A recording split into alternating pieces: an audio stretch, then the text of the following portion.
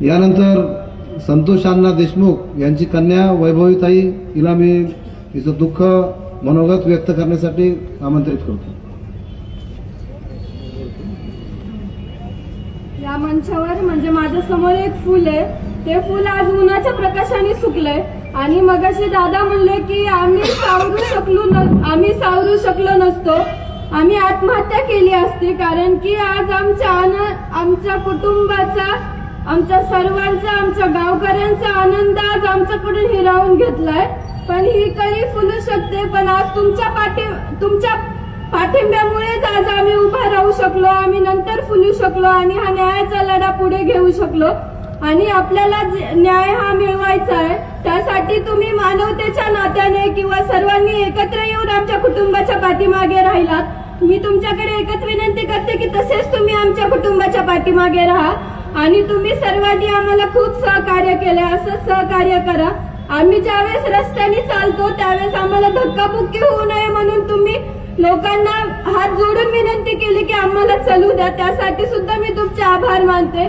आज जसे तुम्ही आमच्या पाठीमागे आहात तसंच कायम राहा आणि आज आम्हाला फक्त चलताना धक्काबुक्की लागते, आम्ही रस्त्याने नीट चालू शकत नाहीयेत, तरी पण तुम्ही आम्हाला सहकार्य करतात। पण माझा एक प्रश्न आहे, जे आरोपी असतील किंवा माझ्या वडिलांची हत्या ज्यांनी केली त्यांना मी एक आज प्रश्न विचारते, का तुम्ही माझ्या वडिलांना इतकं छळ करून मारलं?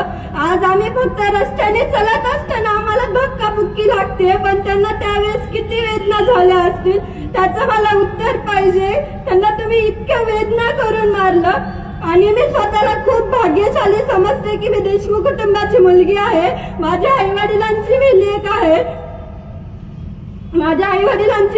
आहे, पण आज मला याची खंत वाटते, मला नाराजी व्यक्त होतीये की मी आज माझ्या वडिलांसोबत नाहीये।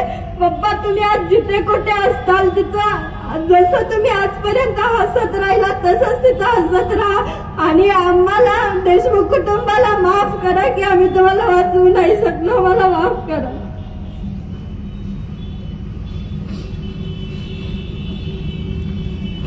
मला सगळे दिसते, फक्त माझा दादा दिसत नाही।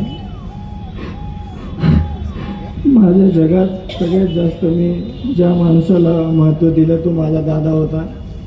मी सावलीसारखं त्याच्यासोबत 24 तास होतो, पण तुम्हाला आज मी एक शब्द देतो, माझा दादा आज या जगात नाही, पण त्यांनी लाखो भाऊ माझे तुम्ही माझ्या पाठीशी आहेत।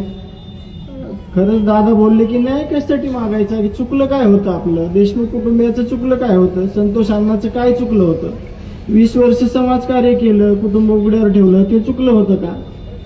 तुम्ही सांगा मला, ही चूक होती का आपल्या कुटुंबाची? अतिशय खूप चुकीच्या पद्धतीनं एका समाजसेवकाला, एका कुटुंब प्रमुखाला नव्हे तर एका गावच्या प्रमुखाला असं संपवलंय। मी एवढीच विनंती करतो की ज्या पद्धतीने ही घटना घडली चुकीची, तर मी मुख्यमंत्री साहेबांना पण हेच बोललोय, त्यांना पण शब्द दिलाय की ह्या घटनेचं गांभीर्य लक्षात घेऊन जे कोणी आरोपी असतील आणि सगळ्यांना समजायलंय की कोण आरोपी आहेत, सगळ्यांनी सांगितलंय की आरोपी कोण आहेत। आज पण सीआयडीच्या हाती एक व्हाईस सॅम्पल हे मॅच झालंय, त्याच्यामुळे सगळ्यांना माहिती की हे कोण आरोपी आहेत आणि त्यांना जे राहिलेले आरोपी आहेत त्यांना अटक होऊन सगळ्यांना फाशीची शिक्षा झाली पाहिजे। तोपर्यंत तुम्ही मला एक शब्द द्या, मी पण मागं हटणार नाही, मी त्याचा भाऊ आहे, मी त्याच्या रक्ताचा आहे, तर मी तुम्हाला सांगतो मी थोडंही मागं हटणार नाही। माझा जीव गेला तरी माझ्या भावाला आणि माझ्या समाजाला 18 पगड जातीतील सगळ्यांना एक आदर्श दाखवून दिल्याशिवाय मी थांबणार नाही। माझ्यासोबत फक्त तुम्ही थांबा। माझ्या भावाची एक गोष्ट सांगण्यासारखी नाही, खूप गोष्टी आहेत अशा। गेल्या वर्षी याच दिवसात 12 जानेवारीला सिंदखेड राजाला माझा भाऊ सगळ्या समाजातील लोकांना घेऊन आला होता।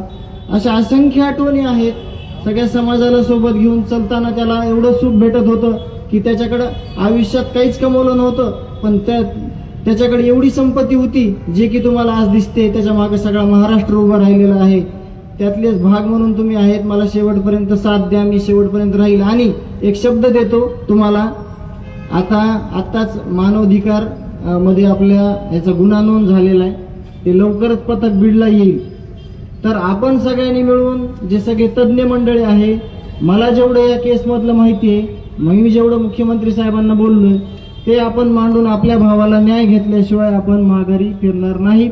आणि महाराष्ट्राच्या मुख्यमंत्र्यांना पण मी तिथंही सांगितलं, इथून पण सांगतो की असं उदाहरण करून दाखवा की आपल्या महाराष्ट्रामध्ये, शिवछत्रपतीच्या महाराष्ट्रामध्ये, शाहू फुले आंबेडकरांच्या विचाराच्या महाराष्ट्रामध्ये हे गुन्हेगारी खपवून घेतली जात नाही आणि गुन्हेगारांना कठोरात कठोर शिक्षा दिली जाते. हे त्यांना दाखवून द्यायला हा भावाचा अंत झालाय. आज माझा भाऊ नाहीये, पण त्यांना हा एक चान्स आहे की गुन्हेगारीला कसं मुळासकट संपून टाकता येतंय. एवढी माझी त्यांना विनंती असेल. धन्यवाद.